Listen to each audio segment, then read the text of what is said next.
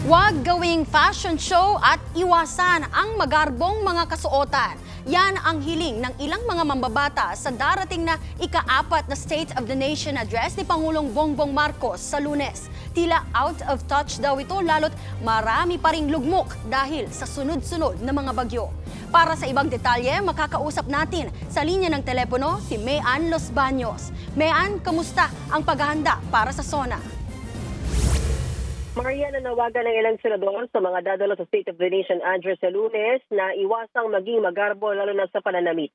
Giit ni Senator G.V. Ejercito, hindi raw dapat gawing fashion show ang ika-4 na SONA ni Pangulong Bongbong Marcos.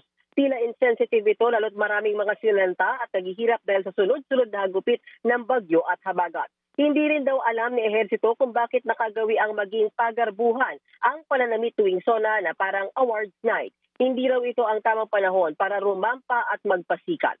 Ito rin ang sabi ni Senator Mig Zubiri. Tigilan na raw ang anyay fashionista walk kung saan kumpleto pa sa diamante ang mga dumadalo, samantalang ang dapat naman talagang intindihin ay yung mga naglalakad ngayon sa baha. Gipan ni Zubiri, huwag maging makapal ang mukha. Kasabay nito, pinag-utos na raw ni House Speaker Martin Romualdez sa Office of the Secretary General na panatilihin ang formal protocols. Pero tanggalin na ang red carpet fanfare. Gate Romualdez, out of touch ang pagrampa sa SONA habang marami pang hindi nakakabangon mula sa mga sakuna. Marian? Yan ang Express Report ni Mayan Los Baños.